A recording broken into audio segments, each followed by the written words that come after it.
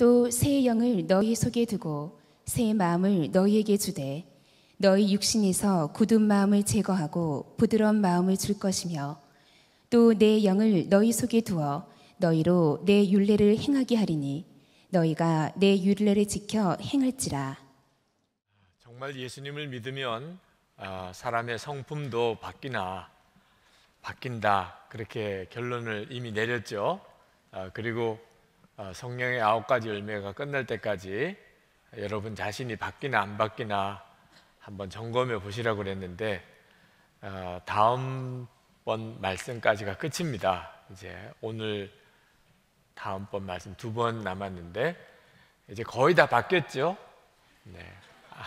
안 바뀐 분들만 앞으로 이렇게 나와서 앉으면, 집중적으로 그 부분만 바꾸시면 우리가 다 바뀔 것 같은 분위기죠. 거의 다 바뀌셨죠? 그죠? 다 말씀의 체험이 있으시죠? 네.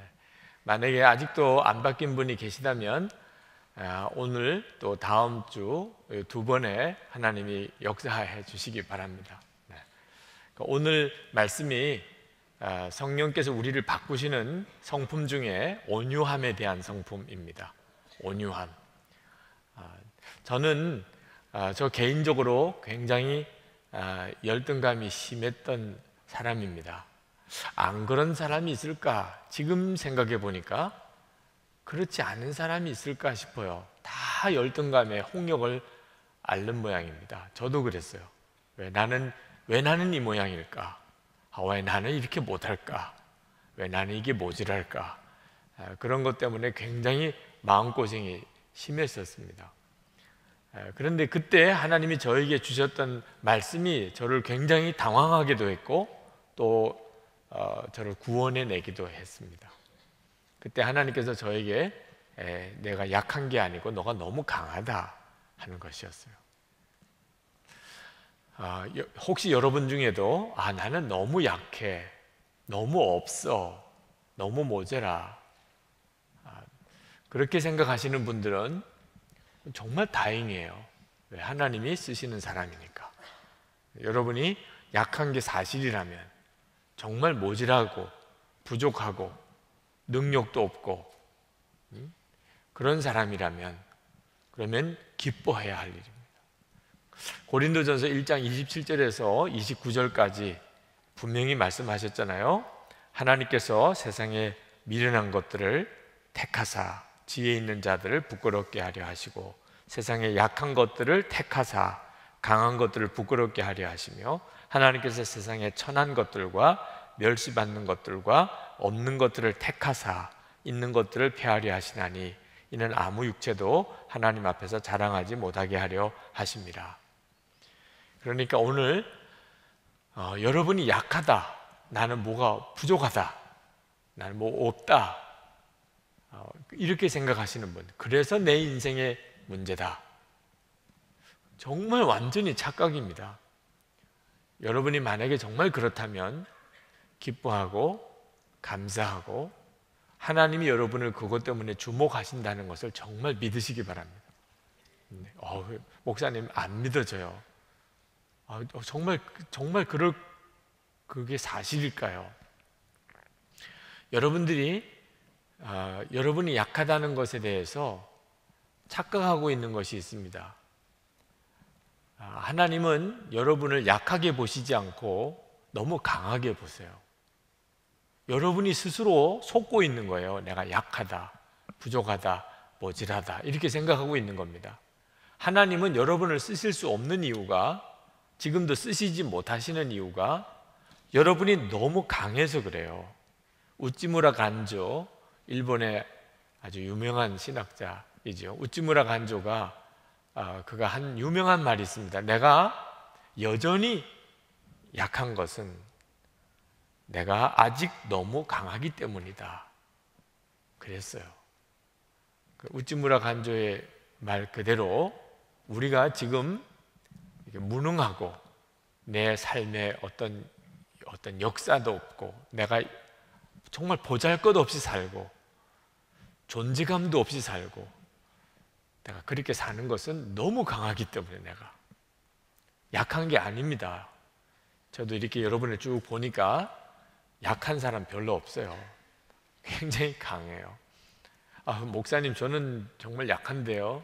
그러면 한번 확인을 한번 해보면 좋겠어요. 여러분이 정말 약한지 강한지 이 시간에 여러분이 한번 스스로 확인해 보세요. 자, 여러분 새벽기도 나오세요?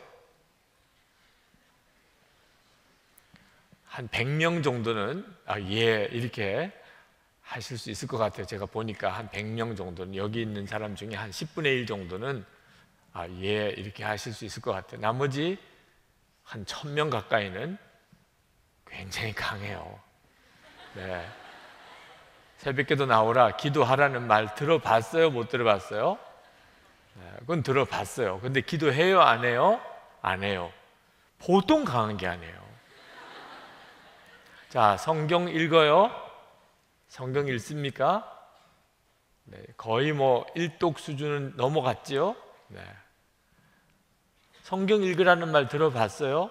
들어봤어요. 읽어요? 안 읽어요. 엄청 강한 사람이에요. 네. 절대로 약한 거 아니에요. 우리 하나님이 비위가 상한다니까. 자꾸 나는 왜 이렇게 약해요? 하나님 왜 나는 이렇게 모자라게 했어요? 왜 나는 이거 안 주세요? 하나님이요 토할 것 같다니까. 너 왜 그러니 정말.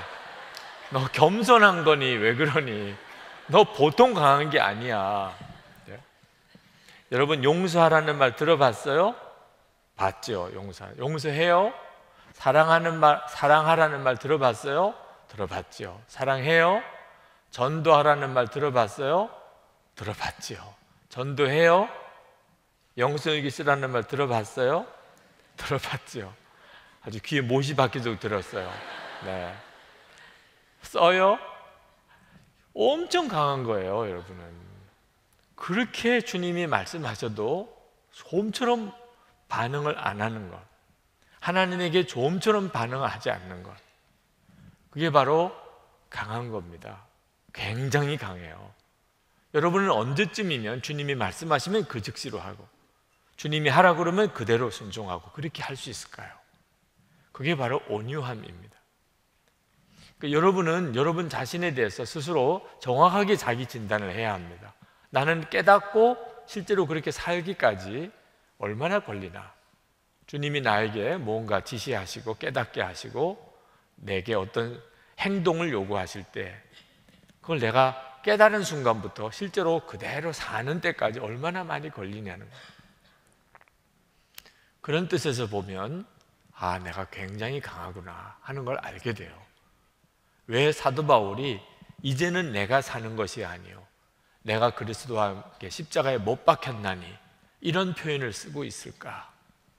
사도 바울이 아는 거예요. 하나님이 나를 쓰실 수 없는 이유는 내가 너무 강하기 때문입니다. 어느 군목님이 만나서 하시는 이야기가, 군종 이제 사병들을 뽑을 때 목사님 아들, 장로님 아들 그동안에는 이렇게 뽑았대요. 그리고 목사님 아들, 장로님 아들이 이제 군종 사병으로 오면 정말 일을 잘한대요. 보고 들은 게 많으니까 교회에서. 그런데 처음에는 그렇게 일을 참 잘하는데 항상 답답함이 있대요.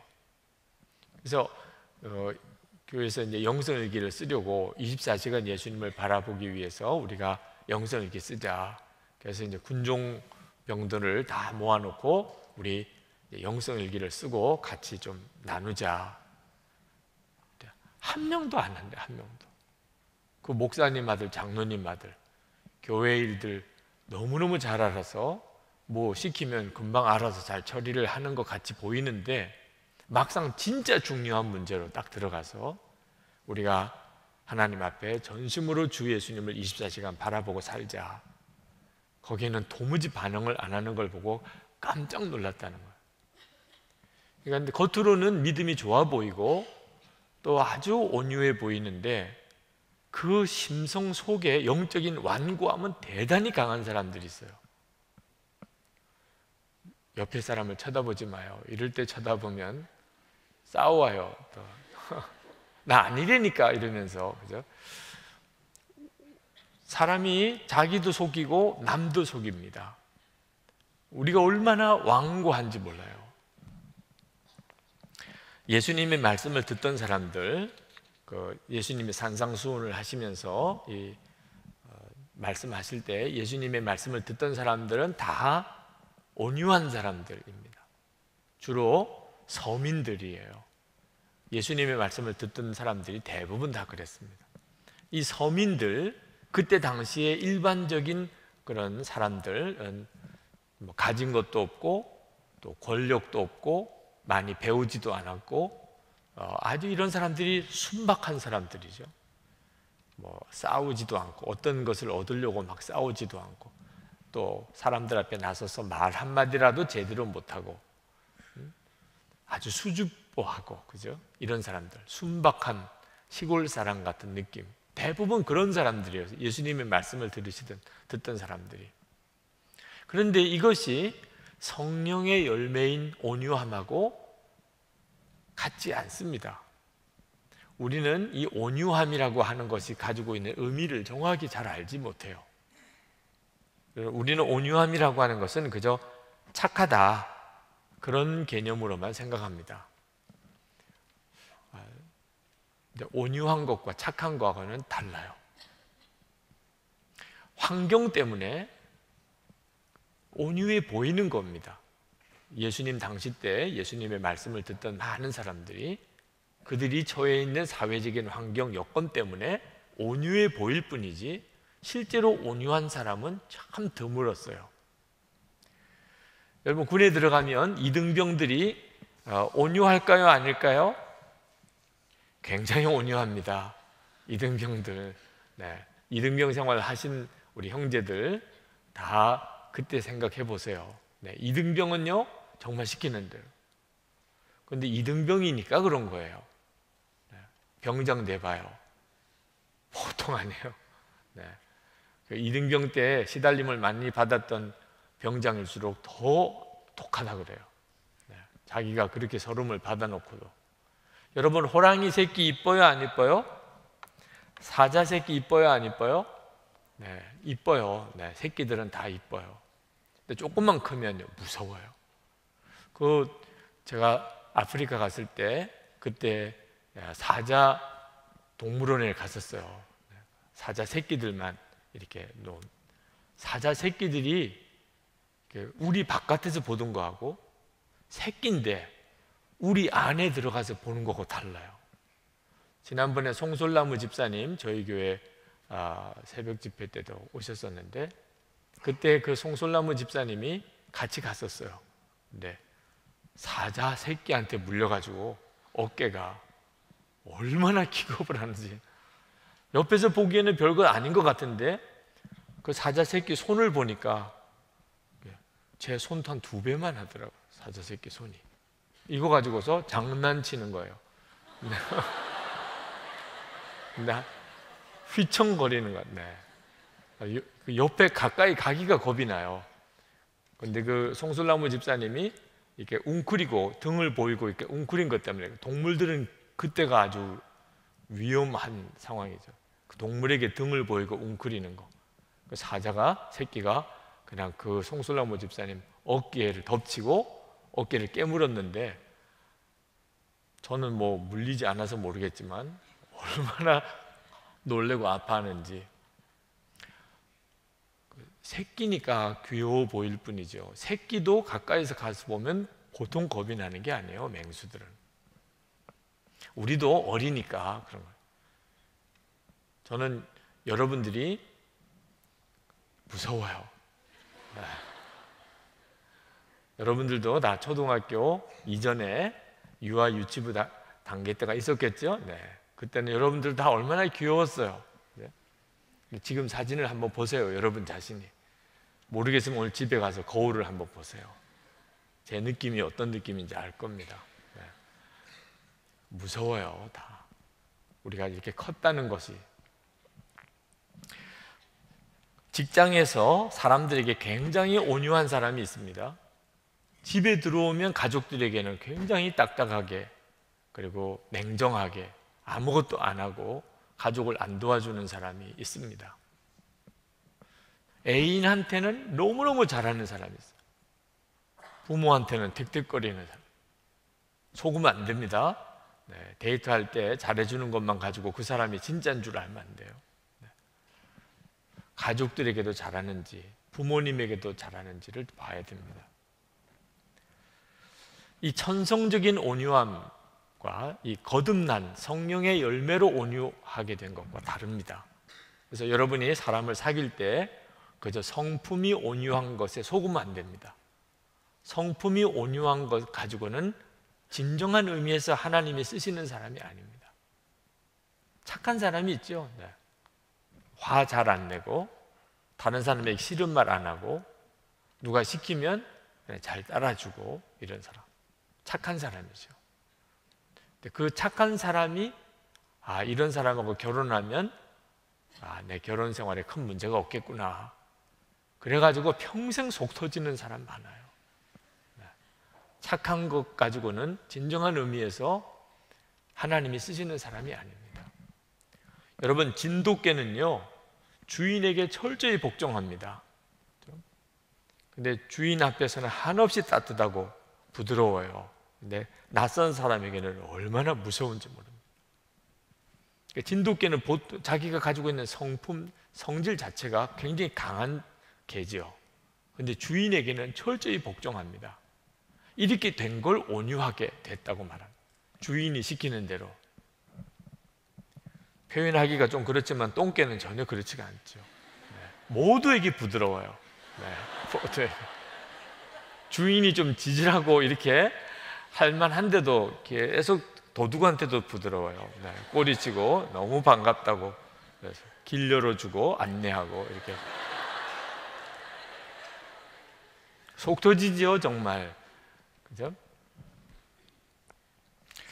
여러분, 온유는 하나님 앞에서는 정말 부드러운 사람이 된 겁니다. 주님이 다스리는 사람이 된 거예요. 주님이 말씀하시면 그대로 따르는 사람이 된, 이런 사람이 온유하게 된 사람. 기가 막힙니다. 네. 예수님을 영접하고 예수님이 정말 그 마음에 주님으로 임하셔서 그의 주인이 되심으로 인하여 사람이 완전히 바뀐 사람입니다. 그래서 성령의 열매로서의 온유함은 착하다는 개념이기보다는 순종이라는 개념입니다. 주인에게 순종한다는 겁니다. 이렇게 된 사람은 사실은 굉장히 카리스마가 있어요. 근데 싸우지는 않아요. 중국의 어느 투개 싸움닭을 훈련시키는 조련사가 있었는데 그 지방의 영주가 그 투개 조련사에게 자기 닭을 맡겼습니다. 싸움닭으로 좀 길러달라고.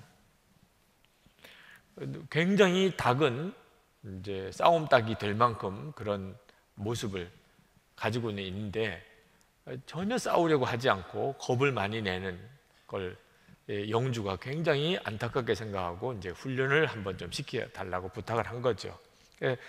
맡겨보라고 그래서 한 달 동안 그 투개 조련사가 훈련을 시켰습니다. 영주가 한 달쯤 지나서 와 보니까 닭이 어느새 눈망울이 완전히 불이 이렇게 붙는 것처럼 아주 그래서 달라지는구나. 한 달 정도 지나고 나니까 닭이 달라졌어요. 또 한 달 정도 지나고 나니까 닭이 다른 닭과 같이 싸우는 걸 보니까 이거 정말 싸움닭이 될 만한 기질이 있어요. 또 한 달쯤 지나고 나니까 이제는 막 닥치는 대로 싸우는 겁니다. 그래서 이제 됐다.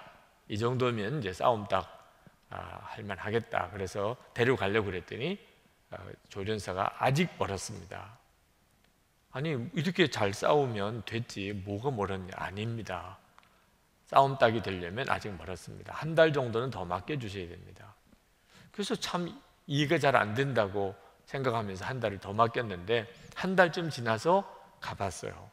가봤더니 안 싸워요. 그냥 그 닭장의 가운데에 그 자기 닭이 이렇게 딱 서 있는데 다른 닭이 다 구석에서 감히 나오려고도 하지 않는 그냥 그 영주의 닭이 그냥 그 닭 장 안에서 가운데서 이렇게 가만히 꼿꼿이 서 있는 것, 이렇게 둘로 이렇게 보면서 눈이 가면 저쪽 닭들이 이렇게 흩어지고 일로 보면 저쪽 닭들이 흩어지고. 조련사가 이제 잘 훈련됐습니다. 가져가시죠. 그거죠. 싸우지 않습니다. 성령의 열매로 내가 온유한 사람이 된 사람은 누구랑 이제는 싸우지 않습니다. 그러나 그건 약한 게 아니에요. 굉장히 강함이 있습니다. 하나님이 부어주시는 능력이 있는 거죠. 저는 여러분들이 정말 그렇게 되기를 바랍니다. 예수 그리스도 안에서 주님과 온전히 연합함으로 여러분이 온유한 사람이 되되 영적으로는 하나님이 강하게 쓰시는 사람 되기 원합니다. 이 일이 예수님을 영접하면 돼요. 이 비전이 에스겔서에 나옵니다. 하나님이 우리 가운데 임하셔서 우리를 완전히 사람을 바꾸시는 이 비전이 에스겔서 36장 26절 27절에 나오는데, 여기 보면은 새 영을 너희 속에 두고, 하나님의 영이 우리 속에 임하는 거죠. 이게 예수를 믿는 겁니다. 예수님을 믿는다는 것은 성령 하나님이 내 안에 오시는 거예요. 그 성령 하나님은 예수님을 바라보게 해주시는 분입니다. 그래서 성령 하나님을 모시고 있는데 예수님이 내 안에 계시다고 말하는 거예요. 예수님과 우리와의 관계가 지금도 변함없이 맺어지도록 해주시는 분이 성령 하나님입니다. 그런데 이 성령 하나님이 내 속에 오시면 내가 예수님만 바라보게 되는 게 아니고 우리 마음의 변화가 일어납니다. 새 마음을 너에게 주되라고 그랬어요. 그래서 성령 하나님이 내게 임하시면 내 속에 마음이 새로워집니다. 마음이 새로워지는 거예요. 그러니까 예수님을 진짜 믿은 사람은 마음이 완전히 새로워진 사람입니다. 단순히 예수님만 영접한 게 아닙니다. 마음이 새로워져요. 이 표현을 굳은 마음을 제하고 부드러운 마음이라고 성경은 쓰고 있어요. 그러니까 예수님을 영접하기 전에 내 마음은 굳은 마음입니다. 굳은 마음이라는 뜻은 하나님의 말씀을 들어도 즉시 반응을 안 하는 겁니다. 아까 이야기한 것처럼 기도하자, 반응을 안 해요. 전도하자, 반응 안 해요. 사랑하자, 반응 안 해요. 기뻐하라, 반응 안 해요. 굳은 마음이 굳어져 버렸기 때문에 하나님의 말씀에 반응이 안 됩니다. 말씀을 모르는 건 아니에요.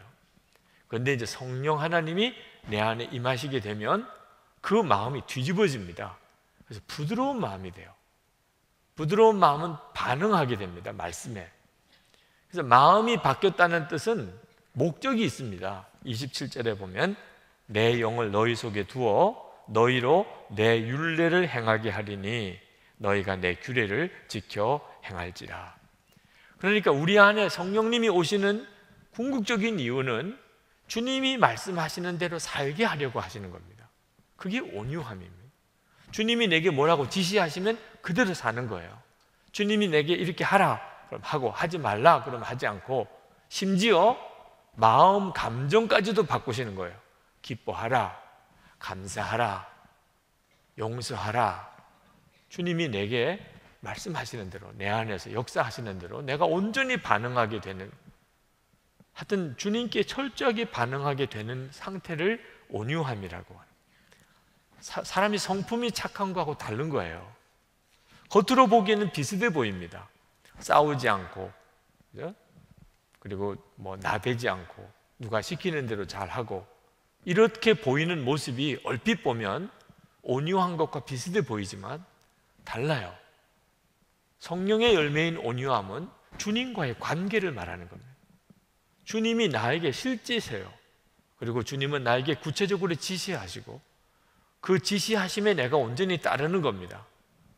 그래서 내가 누구와 다투지 않고 내가 겸손하고 주님이 시키는 대로 순종하고 다른 사람을 섬기고 내가 낮아지고 하는 거죠. 주님이 그렇게 하라고 하시니까. 이 온유한 사람은 환경과 여건의 영향을 받지 않고 오직 예수님에게 영향을 받습니다. 그래서 예수님과의 관계가 실제가 되어야만 맺어지는 열매입니다. 온유함이란 24시간 예수님을 바라보고 여러분 안에 계시는 예수님의 역사와 말씀이 이렇게 분별이 들려지지 않는 사람은 온유함이 없어요. 온유하고 싶어도 주님이 나에게 뭘 지시하는지를 모르겠는데, 그죠? 예를 들어서 오늘 이제 이 예배가 끝나면 또래 모임을 한다고 그래요. 여러분 어떻게 하실 거예요? 주님, 또래 모임 한답니다. 너는 가지 마. 알겠습니다. 정말 가고 싶은데 주님이 가지 말라니까 참석하지 않는 사람은 온유한 사람이에요. 주님이 가지 말라고 하면 참석하지 마세요. 정말 부탁이에요. 제발. 주님이 참석하지 말라고 그러면 참석 안 해야 돼요. 아무리 참석하고 싶어도. 근데 주님이 아무 말씀을 안 하신다. 딸 참석해야 되나요? 아무 말씀도 안 해요. 화나신 거예요. 그걸 질문이라고 하냐? 그러면 주의 용서해 주옵소서. 즉시 참석해야 돼요. 오늘 볼 거예요. 내가 또래 모임에 얼마나 참석했는지. 여러분이 주님과의 관계 속에서 모든 일을 하는 사람입니다. 주님, 제가 어떻게 할까요? 그래서 주님이 나에게 마음을 주시고 내가 그걸 깨닫고 순종하게 되는 이런 사람이 된 것을 온유한 사람이라고 합니다. 마태복음 11장 29절에 나는 마음이 온유하고 겸손하니 나의 멍에를 메고 내게 배우라. 그리하면 너희 마음이 쉼을 얻으리니. 예수님이 온유하신 분입니다. 주님이 그렇게 말씀하셨죠. 그래서 예수님을 마음에 영접하면 우리도 똑같이 예수님처럼 됩니다. 예수님이 어떤 분이시요? 하나님 앞에 나가 기도하실 때 나의 원대로 마옵시고 아버지의 원대로 하옵소서. 그랬던 분이잖아요. 그대로 우리가 하는 거예요. 내가 원하는 거 있지만 이제는 나는 내가 원하는 대로 살지 않아요. 주님이 원하는 대로 사는 사람이 됐습니다. 이렇게 된 사람을 온유한 사람이라. 어느 여자 집사님이 하여튼 저녁 때마다 식사 때마다 부부싸움을 하게 됩니다. 남편이 퇴근해서 오는 시간에 맞추어서 이제 맛있는 찌개도 끓이고 식사 준비를 이렇게 해놓는데 항상 남편이 시간을 못 맞추는 거예요. 그래서 식어요. 음식이 찌개도 식고 국도 식고. 이 따뜻할 때 아주 뜨겁게 끓였을 때 먹어야 맛있는데 그 음식을 맛있는 타이밍을 잘 못 맞추니까 남편이 돌아오면 왜 또 늦었냐고. 30분이면 도착한다 그랬잖아. 지금이 벌써 45분이잖아. 뭐 이러면서 이렇게 한번 하고 나니까 그 다음에는 밥 먹는 게 분위기가 아주 안 좋은 거예요. 음식이 식은 게 문제가 아니고 벌써 분위기가 아주 식어버렸어요. 밥 먹는 분위기가. 한번 남자들은 누가 이렇게 막 야단치는 소리 하거나 뭐 바가지를 긁거나 그러면 그때부터 이게 뭐 정말 다 귀찮아지는 사람. 자존심 하나로 산단 말입니다. 연애할 때만 잘해주는 거예요. 연애할 때만. 실제로 결혼해서 살아보면 남자는 정말 자존심 하나 가지고 사는 거거든요. 그런데 이거 들어오자마자부터 이렇게 나오니까 그냥 남편도 밥맛이 다 떨어지고 또 이 집사님은 집사님대로 화가 나고 항상 이렇게 분위기가 갔어요. 그러다가 어느 날 갑자기 마음에 깨달아지는 것이 내가 왜 이렇게 바보같이 살았을까? 그거 뜨거운 찌개를 꼭 먹어야 된다는 이 강박관념. 찌개는 꼭 뜨거울 때 먹어야 된다는 거. 여기에 내가 왜 이렇게 목숨을 걸고 있지? 아니 좀 식은 찌개도 먹을 수 있는 거지. 이왕 먹는 것, 이왕 늦은 거, 그죠? 남편에게 정말 오늘 하루도 수고했다고, 너무 감사하다고, 그리고 우리 같이 참 즐겁게 밥 먹자고. 찌개는 식었지만, 그죠? 이런 분위기로 식사하면 얼마나 저녁 식사 분위기가 좋아요. 꼭 뜨거운 찌개만 먹어야 되냐면 생각이 하나 바꿔지니까 그 다음엔 달라졌어요. 그리고 부부 싸움 하는 일이, 저녁 먹는 것 때문에 싸우는 일이 없어지고. 그랬던 변화, 우리가 생각할 때는 뭐 간증거리가 될 것 같지도 않은 내용인데 그분에게는 너무 놀라운 일이에요. 이게 바로 우리 속에 이상하게 완고한 생각이 있습니다. 변화되지 않는 생각. 꼭 요래야만 돼, 꼭 이래야만 돼. 어떤 가정사역자인 목사님 부부싸움 할 때마다 항상 힘든 거, 이 목사님은 양말을 벗을 때 벗고 꼭 바로 이렇게 펴가지고 접어서 이렇게 이제 빨래통 속에 넣는데, 사모님은 항상 말아가지고 이렇게 빨래. 그게 막 속이 터지는 거예요. 네. 아니 왜 이렇게 양말을 벗었으면 바로 펴가지고 넣어야지 이렇게 뒤집어서 넣냐. 어느 날 그게 싸울 일인가. 누구는 뒤집어 놓고 그러면 또 누구는 바로 펴고 그러면 되지 뭐. 그거 가지고 싸울 일이 아니잖아. 우리들 속에 우리 안에 오신 성령께서 속 터질 일이 많아요. 너는 왜 생각이 항상 그러냐. 그래서 이제 주님께 항상 모든 것을 물어봐요. 주님, 이건 어떻게 하죠? 이거는 어떻게 하면 될까요? 주께서 여러분의 마음과 생각을 바꾸실 수 있는 사람, 그게 부드러운 마음을 가진 사람, 그게 바로 예수님을 영접한 사람이에요. 어떤 사람은 좀처럼 안 바뀌는 사람이 있습니다. 평생 죽을 때까지. 어떤 사람은 금방 바뀌어요. 성령의 역사하심이죠. 장로교 통합 측 장로교단의 최연소 여성 목사였던 김효숙 목사님이라고 계신데, 그 목사님 간증에서 은혜를 받았습니다. 고등학교 1학년 때 기도원에서 열렸던 집회에 갔다가 그가 막 은혜 받고 하나님께 기도하는데 자기도 모르게 내가 평생 하나님을 전하는 사람이 되겠습니다, 그렇게 기도를 했어요. 은혜 받고 기도할 때 여러분 잘 써놔야 돼요. 그렇게 자기도 모르게 기도를 했어요. 평생 하나님을 전하는 사람이 되겠다고. 그리고는 잊어버렸어요. 그리고 이제 일반 대학교에 진학을 했습니다. 근데 어느 날부터 자꾸 뭐가 일이 어려워요. 너무 힘든 일도 많고 자꾸 일이 진로가 막히고, 그러다가 교회에서 어느 날 기도하다가 갑자기 떠오르는 생각이, 내가 고등학교 1학년 때 그때 수련회 가서 그때 은혜 받았을 때 내가 평생 하나님을 전하는 사람이 되겠다고 했었잖아 라는 생각이 번뜩 드는 거예요. 그런데 자기는 지금 평생 하나님을 전하기 위하여 사는 그런 삶을 살아오고 있는 것 같지가 않은 거예요. 야, 큰일 났구나.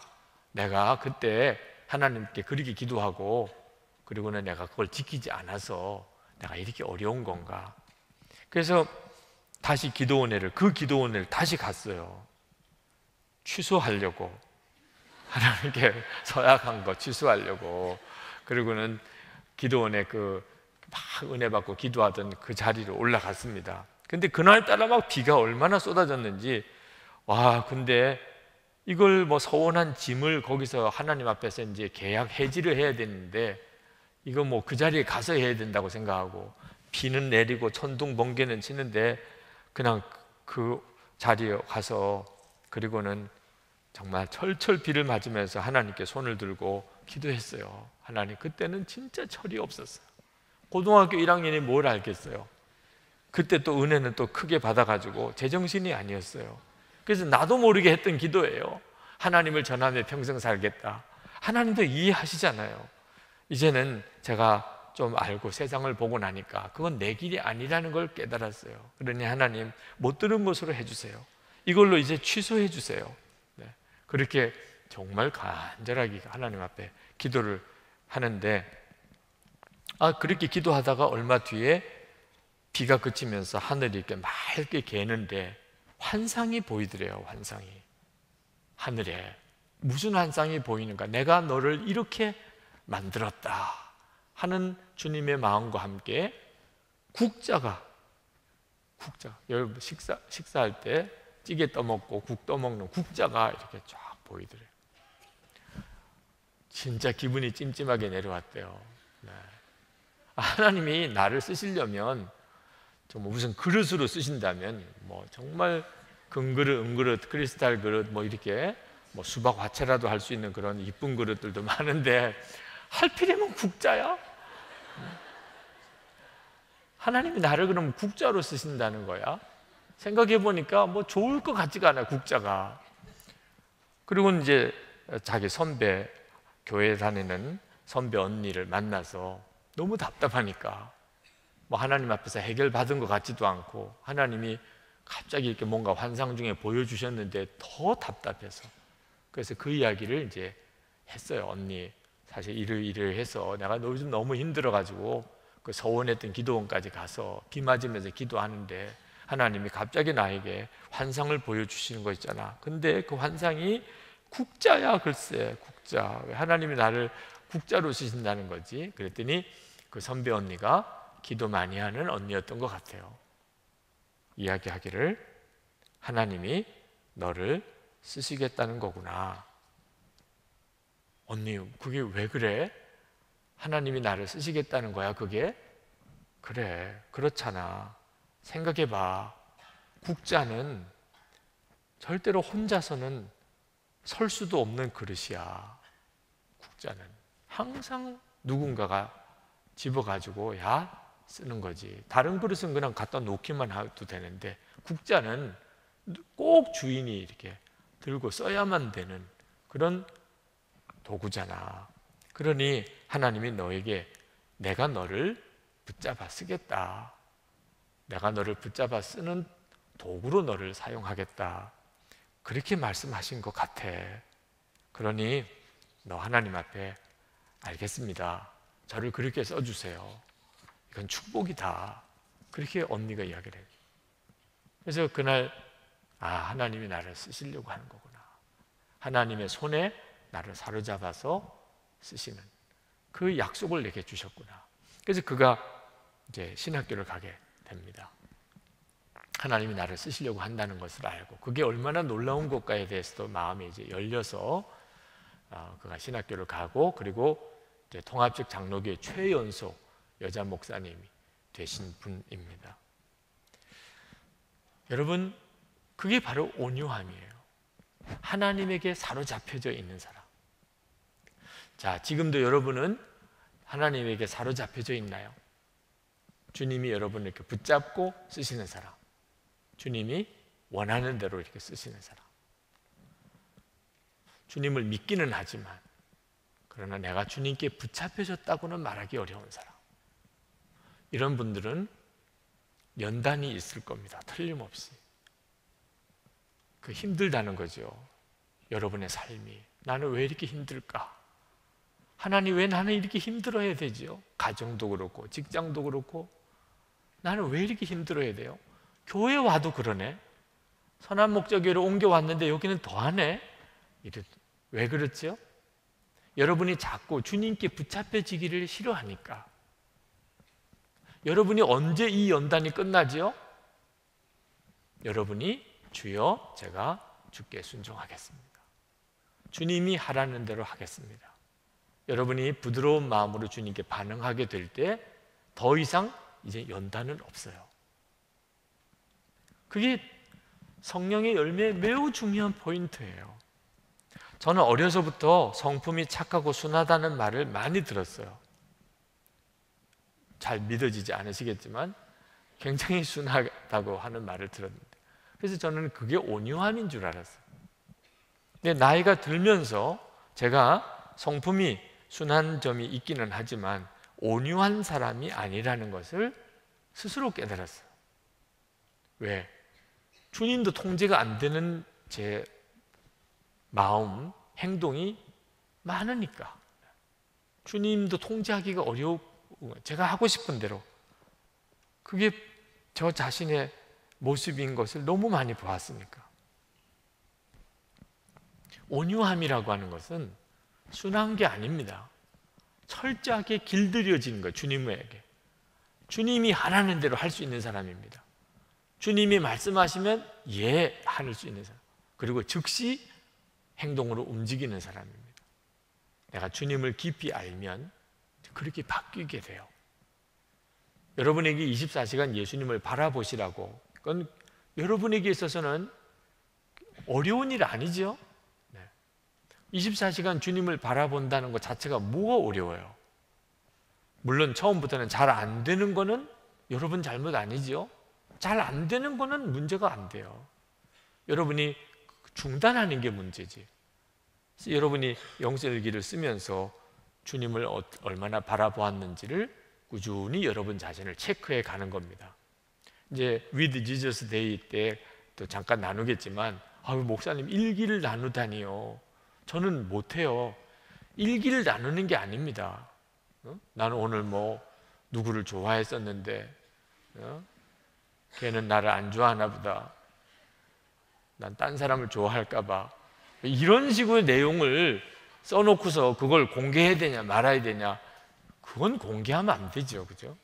그런 일기를 공개하라는 게 아닙니다. 내가 주님을 얼마나 바라보았는지를 점검하는 것을 나누라는 거예요. 나는 오늘 교회에서 이렇게 예배를 드리고 또래 모임도 참석하고 오늘 하면서 나는 계속 예수님을 생각했었다. 그러다 보니까 유난히 주님이 관심을 갖게 해주는 사람이 있었고, 말을 걸라고 하는 사람이 있었고, 또 주님을 계속 바라보다 보니까 오늘 내가 정말 아무 말을 못했다. 주님이 허락하지 않았다. 이렇게 주님을 바라보면서 여러분이 경험했던 것들을 쓰는 것뿐입니다. 무슨 말을 하라고 했는데, 또는 무슨 말을 하려고 했는데, 이런 걸 쓸 필요는 꼭 없어요. 그걸 밝힐 수 있으면 밝혀도 되지만 꼭 밝혀야 될 필요는 없어요. 내가 그런 마음이 전혀 없었는데 주님이 그 사람에게 그런 말을 하게 했다.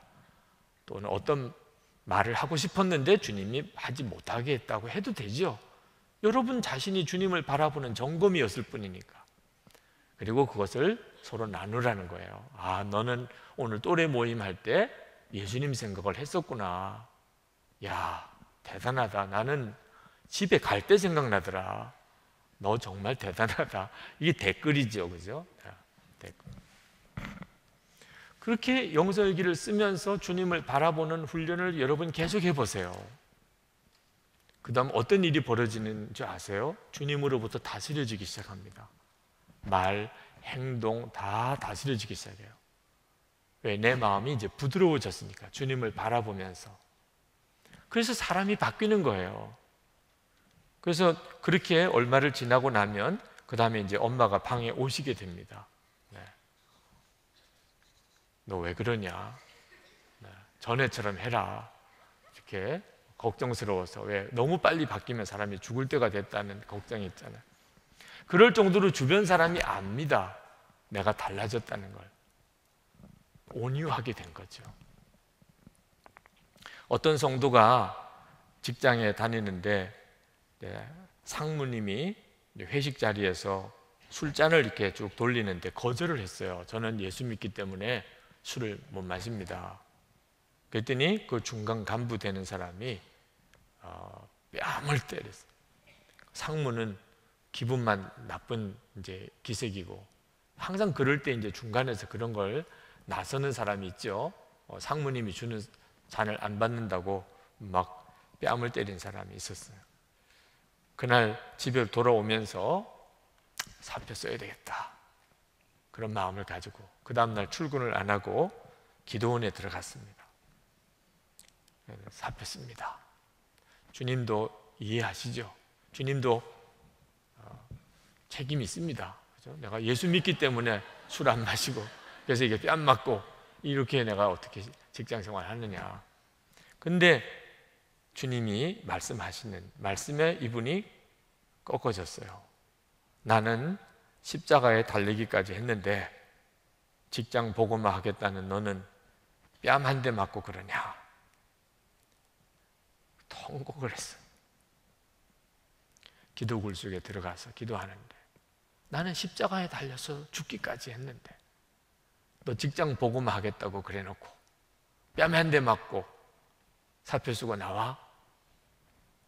그러고는 기도원에 올라가서 펑펑 울고 그 다음날 출근을 했습니다.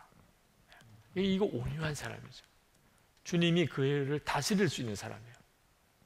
사실 누구에게 직장에서 이렇게 아무리 위에 사람이라도 이렇게 뺨 때리는 거 맞고서 그 다음날 출근할 수 있는 사람 몇이나 될까요?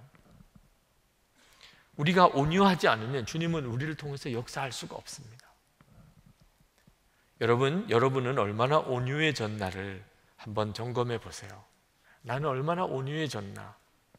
근데 그것은 주님과의 관계를 점검하라는 겁니다. 내게 있어서 예수님은 얼마나 실제이신가예요. 내 삶에 있어서, 집에서 부모님과 가족을 대할 때, 주님은 얼마나 내게 실제이신가? 오늘도 교회에서 여러분들이 또래 모임에서 또래들을 만날 때 그때 예수님은 얼마나 내게 실제이신가? 내일 이제 직장에 나가서 또 여러분의 일터의 학교에서 예수님은 얼마나 내게 실제, 예수님과의 관계가 깊은 사람은요 온유해진 사람입니다. 예수님과의 관계가 곧 온유함이에요. 이 온유함은 애를 써서 이루어지는 것도 아니고 온유하게 해달라고 기도해서 이루어지는 것도 아니고 성경 많이 읽고 배우면 이루어지는 것도 아닙니다. 다 그 도움은 되지만 핵심은요 예수님과의 친밀한 관계에서 오는 거예요. 그래서 성령의 열매라고 하는 겁니다. 예수님과의 친밀한 관계 때문에 나타나는 현상이기 때문에 그걸 성령의 열매라고 하는 거예요. 모세가 성경에 가장 온유한 사람이라고 표현이 나옵니다. 민수기 12장 3절에 이 사람 모세는 온유함이 지면의 모든 사람보다 더하더라. 근데 이 모세의 온유함은 무슨 뜻이냐면 하나님이 시키는 대로 하는 사람이라는 뜻이에요. 하나님이 말씀하시면 그대로 가. 바로 왕에서부터 이스라엘 백성을 이끌어낼 때 모세는요 그 왕 앞에 가서 바로 왕 앞에 가서 이스라엘 백성을 돌려보내라. 하나님이 말씀하신다. 이거 죽으려고 작정한 사람이지. 그런데 하나님이 말씀하시니까 처음에 모세도 나는 못한다고 절대로 못한다고 그랬던 사람이죠. 근데 결국은 그가 꺾었습니다. 한다 못한다는 생각을 꺾었어요. 주님이 말씀하시니까. 그랬던 사람이고 계속해서 모세는 광야를 이끌어가는 동안에 항상 하나님의 지시를 받았어요. 그리고 그대로 이스라엘 백성에게 이야기했고 그리고 자기가 마음대로 하는 게 없었어요. 그랬던 사람이라 모세의 온유함이 모든 사람보다 더하다고 한 건데 한 번 딱 모세가 혈기를 부린 적이 있었습니다. 막 얼마나 화가 났는지 이스라엘 백성들이 물을 달라고 모세에게 와서 모세를 죽일 정도로 죽이려고 할 정도로 그렇게 살기등등하게 물을 달라고 했어요. 모세가 너무너무 속이 터지는 겁니다. 하나님 앞에 나가서 하나님 저 죽을 것 같습니다. 하나님께서 말씀하셨어요. 그러면 너 바위를 향하여 물이 나오느라고 선포하라. 그러면 내가 물을 낼 것이다. 분명히 하나님은 그렇게 말씀하셨어요. 바위를 향하여 물을 내라고 선포하면 그럼 바위에서 물이 나올 것이다. 바위에서 어떻게 물이 나와요? 그죠? 근데 모세가 하나님의 말씀을 듣고 바위 위에서 물이 나올 걸 알았어요. 지금까지 수도 없이 그런 경험을 했으니까. 근데 그때 모세가 이스라엘 백성들을 향하여 마음이 상당히 안 좋았습니다. 그래서 이스라엘 백성들 앞에 나가서 한 이야기가 뭐냐면 내가 너희를 위하여 이 바위에서 물을 낼 것이다. 이런 식으로 표현을 하고 그리고는 물아 나오느라고 하지 않고 지팡이를 들고 그 바위를 2번 내리쳤어요. 이 바위에서 물이 나오는 것은 이제 신약 성경까지 나와 보면 알지만 예수 그리스도를 상징하는 겁니다. 반석이신 예수 그리스도. 거기서 생수의 강이 터져 나오는 아주 예수 그리스도는 예표적인 사건이거든요.